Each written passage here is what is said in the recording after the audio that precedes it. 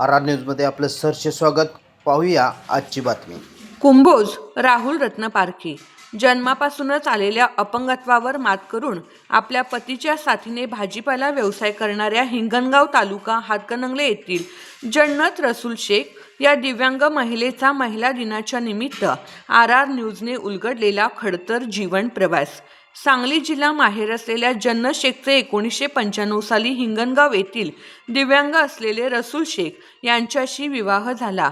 पतीचे पूर्वी किराणा मालाचा व्यवसाय होता.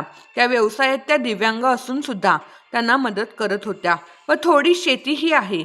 गाव छोटं असल्यामुळे उधारीमुळे किराणा मालाचा व्यवसाय बंद करून 2020 साली भाजीपाल्याचा व्यवसाय सुरू केला.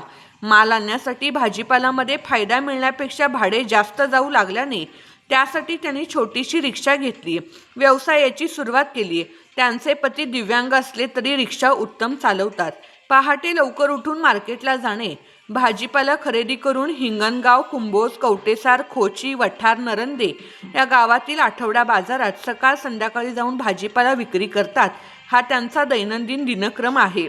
हे करत असताना सर्व भाजीपाल्यांचे गठडे ओझे असतात, पण कोणाचीही मदत न घेता गाडीतून काढणे, बाजारामध्ये भाजीपाला मांडणे, परत बाजार संपल्यानंतर रिक्षामध्ये भरणे हे चांगल्या व्यक्तीला लाजवेल असे काम करत आहेत.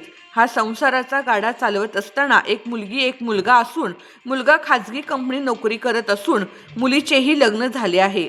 घरी असणाऱ्या त्यांच्या सासूबाईंची सेवा जन्नत शेख या पार पाडत आहेत.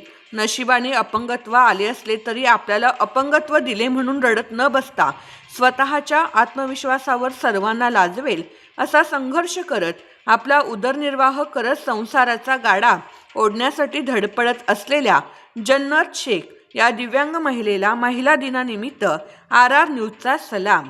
आर न्यूजसाठी राहुल रत्नपारखे.